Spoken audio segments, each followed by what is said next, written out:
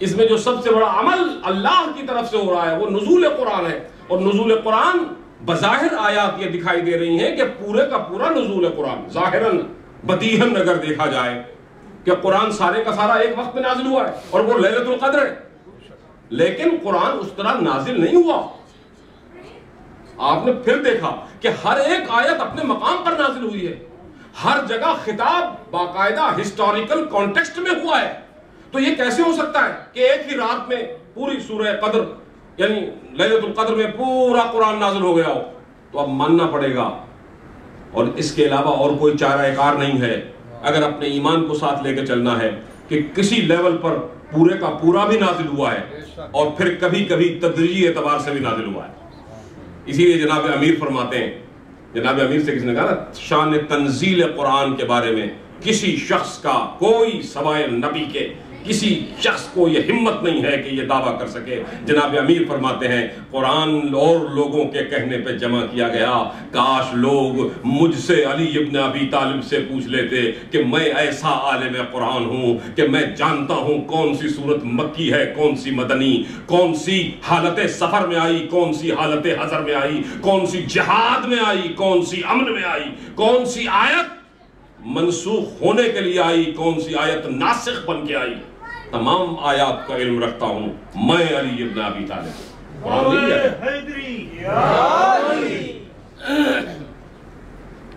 تو وہ آج بھی ہمارے بھائی سبتے صاحب بھی بہت سے سوالات کرتے ہیں قرآن مجید میں، اور لوگ بھی کرتے ہیں، کرنا بھی چاہیے۔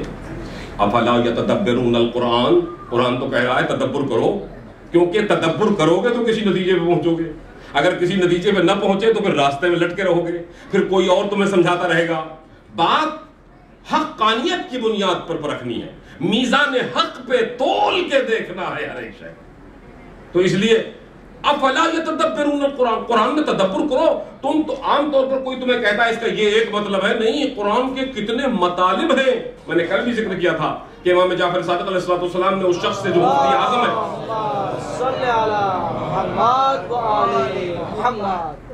اس کو یہ کہا تھا کہ تمہیں تو ایک ذرہ بھی کلام الہی کا وراثت میں نہیں ملا۔ معلوم ہوا کہ یہ وراثت انبیاء ہے، یہ پیغام جو آ رہا ہے۔ تو میں اس بات کو واضح کرتا چلوں کہ جو اب ایک منزل پر ماننا پڑے گا کہ قلب رسول پر پورا قرآن اللہ نے دفعتاً ایک مرحلے میں، ایک ساعت میں، ایک منزل پہ نازل کیا۔ لیکن اسی لیے اب قرآن اس سے کوئی دلیل مانگے گا، قرآن خود کہتا ہے اے رسول دیکھو ہماری وحی کے پڑھنے میں جلدی نہ کیا کرو۔ معلوم ہوا پیغمبر کو جو وحی آ رہی ہے اس سے پہلے پتہ ہوا کرتی تھی، آپ کبھی کبھی اور آگے بڑھ کے پڑھتے تھے تو پھر آیت اتری کہ پیغمبر ابھی سنبھل کے، کیونکہ ہم نے دنیا کو تدریجی طور پر دکھانا ہے، تمہیں تکمیلی طور پر سارا عطا کر چکے۔ اور ہمارا ایمان تو یہ ہے کہ یہ تکمیل تو بہت پہلے ہو چکی تھی، قلب پیکر بشری میں یہ تنزیل یہاں ہو رہی ہے، مگر عالم ذر میں اس سے پہلے کلام الہی سارے کا سارا، غیوب و حضور کی ساری باتیں رسول کے قلب پر عالم ارواح میں پہلے ہی منتقل کی جا چکی ہیں۔ اس لیے ان کے علم کا کوئی اندازہ نہیں کر سکتا، جس طرح میں پہلے گزارش کرتا رہا ہوں، لیکن ہمارا کام کہ ہم اندازہ کر سکیں یا نہ کر سکیں، جو ہم گزارش کر سکیں، لیکن ہمیں اللہ کا ایک حکم یہ بھی ہے کہ ہماری جتنی بھی محدود عقلیں کیوں نہ ہو، مگر وہ عقل ہمیں جو دی گئی اس لیے کہ ہم استعمال کریں، ہم سوال کریں، ہم سوچیں۔ اس لیے کہ اللہ مومنین کا ذکر کرتے ہوئے سورہ آل عمران میں کس انداز میں ذکر ہوا، الذین والذین یذکرون اللہ قیاما وقعودا وعلی جنوبہم، یہ کون لوگ ہیں جو اللہ کا ذکر کرتے رہتے ہیں؟ بس فکر اور ذکر میں اور ان دو چیزوں میں ایک فرق ہے، یہ ذہن میں رکھیے گا کہ جو اللہ کے قرآن میں تدبر کرتے ہیں اللہ کے حکم کے مطابق، ان کی گردنیں جھکی رہتی ہیں، ان کی گردنیں تنی نہیں رہتی، وہ جھکے ہوئے آتے ہیں تلاش کرنے میں، اللہ سے ہدایت پانے میں، وہ اکڑتے ہوئے لڑتے ہوئے نہیں آتے۔ جہاں کوئی لڑتے ہوئے آئے، باغیانہ روش اختیار کرے، تو وہ من بغا اور جس نے بغاوت کی اللہ سے تو اللہ فہو فی النار، اس کے لیے اس نے نار جہنم بنائی ہے۔ تو اس لیے عقل سلیم لے کے چلیے۔ عقل سلیم اور قلب سلیم کا باہمی تعلق یہ ہے کہ وہ یہ جاننا چاہتا ہے جب ذکر کرے اللہ کا، الذین یذکرون اللہ قیاما وقعودا، اللہ کا ذکر کرتے ہیں خواہ کھڑے ہوئے ہوں، خواہ عالم قعود میں ہوں، بیٹھے ہوئے ہوں، وعلی جنوبہم، اس کا ہی ذکر کر رہے ہیں چاہے اپنے پہلوؤں پر ہوں، سوتے ہوئے آپ یا اس پہلو پہ ہوتے ہیں یا اس پہلو ہوتے ہیں، دوسرے لفظوں میں سونے کی تمام کیفیات میں، جاگنے کی کیفیت میں، یا آپ کھڑے ہوئے ہیں یا بیٹھے ہوئے ہیں یا لیٹے ہوئے ہیں، علی جنوبہم، ہر ایک کیفیت میں آپ ذکر کر رہے ہیں وعلی جنوبہم ویتفکرون فی خلق السماوات والارض،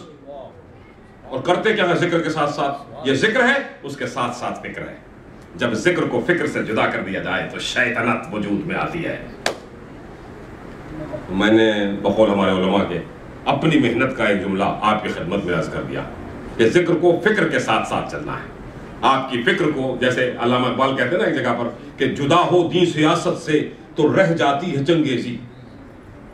تو اگر دین سیاست سے یا سیاست دین سے باہم جدائی کر دی جائے تو پھر جو پکچر سامنے آتی ہے تو چنگیز خان، وہ ہلاکو خان اور چنگیز خان کی مثل آتی ہے۔ تو یہ اسی طرح سے ذکر اور فکر کو باہم ملا کے چلنا ہے۔ آپ بہت سارے لوگوں کو دیکھیں گے، دیکھیں آپ کو ایک اور گر کی بات بتاؤں جو میرے سمجھ میں آئی ہے، کیونکہ انہی جنگلوں میں، انہی گلیوں میں، انہی شاہراہوں پر، انہی بولیوارڈز پر میں نے بھی زندگی کا سفر طے کیا ہے، آپ بھی برسا برس ہو گئے یہاں، بڑی بڑی اچھی باتیں کتابوں میں لکھی ہیں خدا کے بارے میں۔ ایک شخص ہے، وہ مردود کائنات اس کو کہا جا سکتا ہے، دنیا کی جتنی کارنل ڈیزائرز ہیں اس کو اس نے پروموٹ کیا، اس کے لیے آرٹیکلز اخباروں میں آتے رہے، اب تو وہ راندہ درگاہ ہو کے مر چکا ہے، لیکن اس کی کتابیں اور لٹریچر آج بھی بہت سے لوگوں کو پاگل کیے ہوئے۔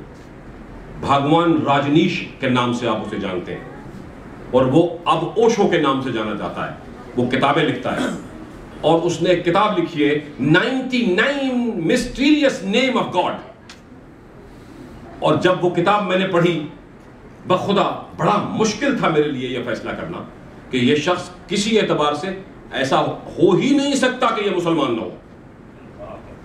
یعنی جتنی روایات ہیں بغیر ان روایات کو دیانت داری کا تقاضا پورا کیے ہوئے کہ وہ ان کا جو جہاں سے وہ حاصل کر رہا ہے اہل بیت کو ریفرنس دے، امام جعفر صادق علیہ السلام کا نام بتائے، اس کا مخط نے کسی کا کوئی نام نہیں بتایا، اپنی جانب سے اپنے علم کو ثابت کرنے کے لیے، لوگوں پر رعب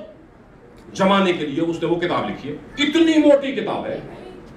میری نزدیک ابھی تک 99 نیمز آف اللہ پر اس سے موٹی کتاب کسی مسلمان کے ہاتھ سے لکھی ہوئی دکھائی نہیں دی۔ میں پورے وثوق سے کہہ رہا ہوں، آپ پڑھ لیجئے، مل جائے گی آپ کو، لائبریری میں جائیے مل جائے گی 99 names of God, مسٹیریس names of God, in mysteries کی بات بتا رہا ہے کہ اس سے یہ ہوتا ہے، اس سے یہ ہوتا ہے، اس سے یہ ہوتا ہے۔ میں قرآن کی آیت پڑھ چکا ہوں، وَنُنَزِّلُ مِنَ الْقُرْآنِ مَا هُوَ شِفَاءٌ وَرَحْمَةٌ لِّلْمُؤْمِنِينَ،